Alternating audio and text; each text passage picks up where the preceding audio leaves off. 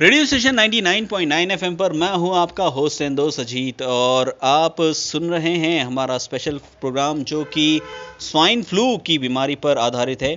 आज मैं आपको कुछ ऐसे फैक्ट्स बताऊंगा स्वाइन फ्लू पर जिसने पूरे देश को अपने कब्जे में ले रखा है। एक तरह से बताऊं तो कि अहमदाबाद, जो गुजरात के अहमदाबाद हैं, वहाँ पर 108 लोगों की जानें जा चुकी है स्वाइन फ्लू से। इसके अलावा राजस्थान में भी इस बीमारी का कहर दिन प्रतिदिन बढ़ता जा रहा है। देश के और भी हिस्सों में इस बीमारी का कहर बढ़ता ही जा रहा है। इसके लिए मैंने सोचा कि आपको एक स्पेशल प्रोग्राम बनाता हूं इस पे, और थोड़ा सा आपको बताता हूं इसके बारे में फैक्ट्स जो कि है। देश के कई हिस्सों में स्वाइन फ्लू का संक्रमण तेजी से हो रहा है। यह वायरस अमूमन अक्टूबर-नवंबर में लोगों को अपनी चपेट में लेता है, लेकिन इस बार जनवरी और फरवरी में भी असर दिखा रहा है। मरीजों की संख्या तेजी से बढ़ रही है। सरकारी चिकित्सा तंत्र सक्रिय हुआ है, लेकिन जो तत्परता होनी चाहिए वह दिख नहीं रही है। क्या है ये बीमारी, क्या है ये लक्षण, इससे बचने के लिए हम क्या रखें सावधानी, आज हम इसी के बारे में चर्चा करने वाले हैं। दोस्तों, आप अपनी प्रतिक्रिया मेरे को दे सकते हैं। मेरे YouTube के चैनल पे आप अपने कमेंट पोस्ट कर सकते हैं, और आप ज़रूर इस प्रोग्राम को देखिए, क्योंकि मैं थोड़ा सा इस बीमारी के बारे में आपको थोड़ा सा जागरूकता फैलाने की कोशिश करूंगा। तो स्वाइन फ्लू के बारे में सबसे ज़रूरी जो बात है कि यह लाइलाज बीमारी नहीं है। यह बात आपको समझ लेनी चाहिए कि इस बीमारी का इलाज संभव है। अगर आप सही तरह से आप इसके बीमारी को अगर चपेट में हैं तो आप डॉक्टर के पास जाइए, वहाँ पर दिखाइए। और जैसे कि मैंने बताया, ये बीमारी लाइलाज नहीं है, और समय पर उपचार से इसके मरीज जल्दी ही ठीक हो जाते हैं। लेकिन लापरवाही और इलाज में होने वाली देरी ही परेशानी का कारण बन जाती है। सामान्य तौर पर हल्की खांसी और जुकाम से शुरू होने वाली इस बीमारी में सिर दर्द होता है, हाथ पैर की मांसपेशियों में खिंचाव व दर्द के साथ तेज बुखार भी आता है। यह बुखार ठंड लगकर आता है। आमतौर पर जैसे मौसम बदलता है, सर्दियों के बाद गर्मियाँ आती हैं, और इसी दौरान इसके फैलने की आशंका बहुत ज़्यादा होती है।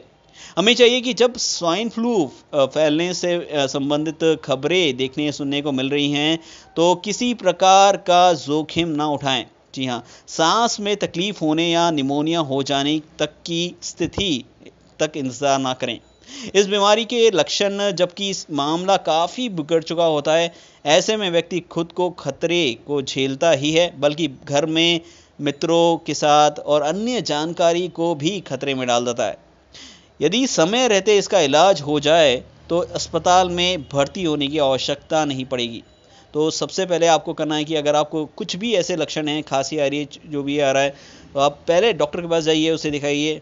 फिर उसके बाद अगर वो बताता है कि हाँ आपको इस बीमारी के लक्षण हैं, तो आप अच्छे से इसका इलाज करवाइए। अब स्वाइन फ्लू यूँ तो आम फ्लू की तरह है, लेकिन जैसे समय बीतता है यह शरीर को जकड़ लेता है। व्यक्ति की प्रतिरोधक क्षमता कम होने लगती है। प्रतिरोधक क्षमता यानी कि जो इम्यूनिटी पावर है वो कम होने लगता है। शरीर में कमज़ोरी महसूस होने लगती है। इसके जीवाणु पूर्व में सूअरों में पाए गए थे।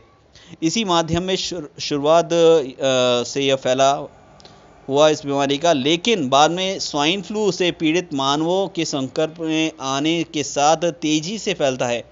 तो जो सूअर के में सबसे पहले ये बीमारी के कीटाणु पाए गए थे, वहाँ से जब से सूअरों को इंसानों ने खाना शुरू कर दिया, तब इंसानों में भी पाए जाने लगे। अब इसके बाद इसका टेस्ट सामान्य रूप से महंगा होता है, और इसकी रिपोर्ट आने में 2 से 3 दिन लग सकते हैं। इसलिए मामूली से भी जुकाम खांसी को गंभीरता से लेना चाहिए, और समय रहते इलाज करवाना ज़रूर चाहिए। अब डॉक्टरों को स्वाइन फ्लू के लक्षण देखते ही इसके लिए टैमी फ्लू या निर्धारित अन्य दवा से इलाज शुरू कर देना चाहिए। टैमी फ्लू एक मेडिसिन है जो स्वाइन फ्लू के मरीज़ों को दी जाती है। डॉक्टर से आप पूछ के प्रिस्क्राइब अगर डॉक्टर आपको करता है तभी आप ये दवाई लें। अगर आपके शरीर में इस रोग के लक्षण हैं तो ही इस दवा को लें। इस 75 मिलीग्राम की 10 गोलियां करीब 450 रुपए की आती है। बहुत महंगी दवा है। इसलिए आप जब डॉक्टर आपको प्रिस्क्राइब करता है तभी आप ये दवाई लें। और क्योंकि हल्की खांसी का मतलब ये नहीं कि आपको स्वाइन फ्लू है, कुछ और भी बीमारी हो सकती है।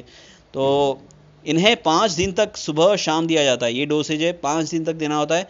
और स्वाइन फ्लू से पीड़ित मरीजों के निकटवर्ती पारिवारिक सदस्यों को बचाव के उद्देश्य से इसी दवा को दिन में एक बार 10 दिन तक के लिए दी जाती है। यदि घर में परिवार में किसी भी सदस्य को यह बीमारी है या घर के आसपास किसी को भी यह बीमारी है तो सावधानी रखना बेहद आवश्यक है। 5 साल से छोटे बच्चों को, 65 बरस के से अधिक उम्र के व्यक्तियों को, गर्भवती महिलाओं को और ख़ास तौर पर ऐसे मरीजों को जिनको किडनी, दिल और फेफड़ों की बीमारी से पीड़ित हैं, जो या फिर उन्हें मधुमेह की बीमारी है या फिर कोई और बीमारी है, उन्हें तो विशेष तौर से सावधानी रखनी चाहिए। ज़रूरत इस बात की भी है कि स्वाइन फ्लू पीड़ित व्यक्ति खुद तो अपना ध्यान रखे और अन्य लोगों को भी परोक्ष रूप से संक्रमित होने से बचाने के प्रयास करें। तो अगर आपको ये बीमारी है तो आप खुद तो अपने आप को बचा के रहें और आपके जो आसपास के लोग हैं उनको भी थोड़ा सा दूर रहें, थोड़ा सा चीज़ों को सावधानी रखें। छींकें तब कुछ रुमाल या तौलिया लें।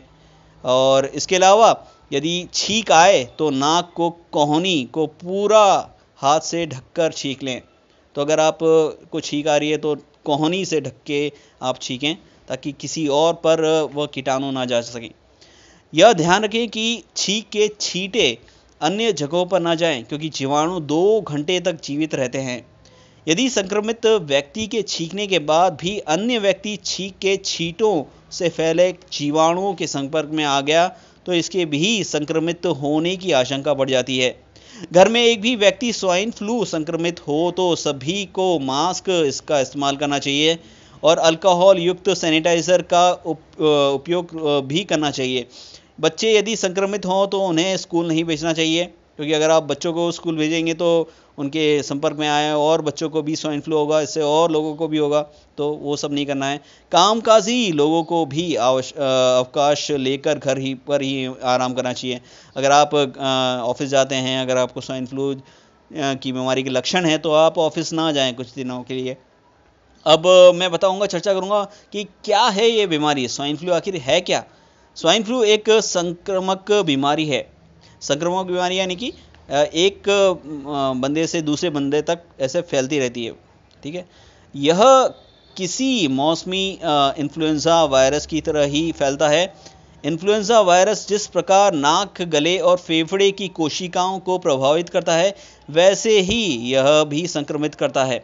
जब एक व्यक्ति किसी दूसरे संक्रमित व्यक्ति स्थान, हवा के संपर्क में आता है तो उससे भी यह बीमारी हो जाती है। लोग कैसे होते हैं प्रभावित? बच्चे, गर्भवती महिलाएं, बुजुर्ग में इसके फैलने की ज़्यादा आशंका बनी रहती है। स्वाइन फ्लू के चलते गंभीर निमोनिया और श्वसन तंत्र विफल होने की नौबत भी आ सकती है। साथ ही अस्थमा, डायबिटीज़ जैसी बीमारी भी पैदा हो सकती हैं। मति भ्रम से लेकर दौरे पड़ने की भी स्थिति बन सकती है। तो अगर आपको स्वाइन फ्लू है और उसके अलावा भी आपको कोई क्रोनिक इलनेस है जैसे कि डायबिटीज़, अस्थमा और भी कोई बीमारी हैं तो आपको और भी, अगर आप स्वाइन फ्लू की चपेट में आ गए तो आपको और भी रोग हो सकते हैं, इन्फेक्शंस हो सकते हैं और आपकी जो बीमारी है क्रोनिक इलनेस वो और भी बढ़ जाएगी। अब कैसे जाने स्वाइन फ्लू आपको हुआ है या नहीं। बहुत से लोगों को पता नहीं होता कि उनको स्वाइन फ्लू है कि नहीं। छोटी मोटी खांसी आती है, लोग डॉक्टर के पास डर डर के भागते हैं, पर एक्चुअली जाना भी चाहिए। पर एक बार बहुत से लोगों को क्या होता कि यार थोड़ी सी खांसी होगी, शायद मेरे को भी स्वाइन फ्लू है, तो जो मन में जो डर पैदा हो जाता है, तो मैं आपको बताऊँगा कि किस तरह से आप जान सकते हैं कि आपको स्वाइन फ्लू है या नहीं। अब वैसे मौसमी फ्लू और स्वाइन फ्लू के बीच अंतर कर पाना बहुत मुश्किल है क्योंकि अधिकांश लक्षण एक जैसे ही हैं। स्वाइन फ्लू की स्थिति में ज़्यादा मिचलियाँ या और उबाक आ सकती है। अगर 3 दिन से ज़्यादा वक्त तक बुखार रहे या सांस लेने में तकलीफ़ हो रही हो तो तुरंत डॉक्टर से सलाह लें। वैसे लैब टेस्ट के ज़रिए भी स्वाइन फ्लू का सही पता लगाया जा सकता है।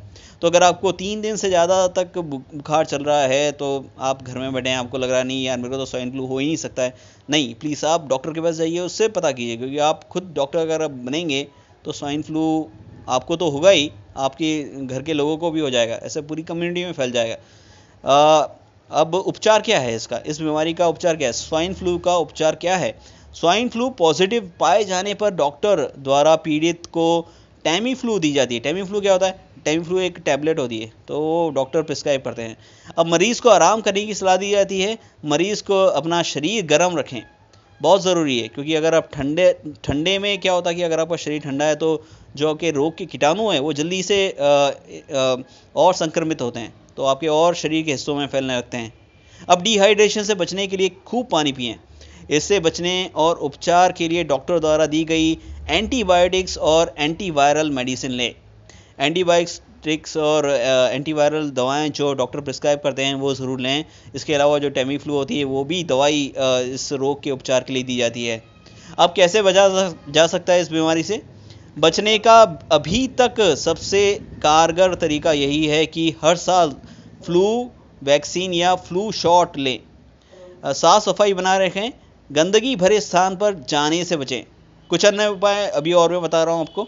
विटामिन डी का स्तर बढ़ाएं। अब विटामिन डी क्या होता है कि जो सन रेज है वहाँ से भी विटामिन डी मिलती है, टैबलेट्स भी होती है, तो आप आपकी ऊपर है, आप मॉर्निंग वॉक के लिए जाते हैं तो सनशाइन तो होती ही है, तब आप थोड़ी सी विटामिन डी आपको मिल सकती है। अब यह प्रमाणित हो चुका है कि विटामिन डी युक्त सप्लीमेंट्स लेना असरदार है। शरीर और श्वसन क्रिया करें। एंटीबैक्टीरियल साबुन की बजाय साधारण केमिकल फ्री साबुन से हाथ धोएं और चीनी और प्रोसेस्ड फूड खाने से बचें। ज़्यादा से ज़्यादा सलाद और हरी सब्जियां लें और अदरक का उपयोग करें। विटामिन सी का रोज़ाना इस्तेमाल करें। तो ये स्वाइन फ्लू से बचने के कुछ लक्षण हैं, कुछ टिप्स हैं मेरी तरफ से। सबसे ज़्यादा ज़रूरी है कि धूप में लोग निकलते नहीं हैं आजकल, एसी में बैठे रहते हैं, वो नहीं करना है। आपको धूप में निकलिए, क्योंकि धूप में निकलने से जो बीमारी होती है, जो बुखार होता है वो भी निकल जाता है। तो ज़्यादा से ज़्यादा हो सकता है विटामिन डी लीजिए, सनबाथिंग लीजिए, पर इतना भी नहीं, ज़्यादा आप नहीं कर रहे हैं तो ज़्यादा अच्छा है, क्योंकि जो 12 बजे के 1 बजे के बाद जो धूप की किरणें होती है बहुत ही इंटेंस हो जाती हैं, तो उसमें सनबाथिंग करना अच्छी बात नहीं है। तो ज़्यादा हो जो चीज़ है लिमिट में लीजिए और आपकी बीमारी, आप इस बीमारी से थोड़ा सा दूर रह सकते हैं। तो ये था स्वाइन फ्लू पे हमारा एक विशेष प्रोग्राम, जिसमें को इस बीमारी के बारे में बताया है, क्या लक्षण हो सकते हैं और कौन सी दवाएं दी जाती है और किस तरह से आप इस बीमारी से बच सकते हैं, क्योंकि कहते हैं ना, prevention is better than cure. तो आप ये चीज़ें, मैं आशा करता हूँ कि आप ये चीज़ें करेंगे और आपको इससे फ़ायदा भी होगा। तो दोस्तों अभी तक के लिए बस इतना ही दोस्तों, और मिलते हैं अगली बार जब मैं आपको एक और नए टॉपिक पे चर्चा करूंगा रेडियो स्टेशन 99.9 FM पर। मैं हूं आपका होस्ट इंदो अजीत और आप सुन रहे हैं radio station 99.9 FM। Bye bye, take care.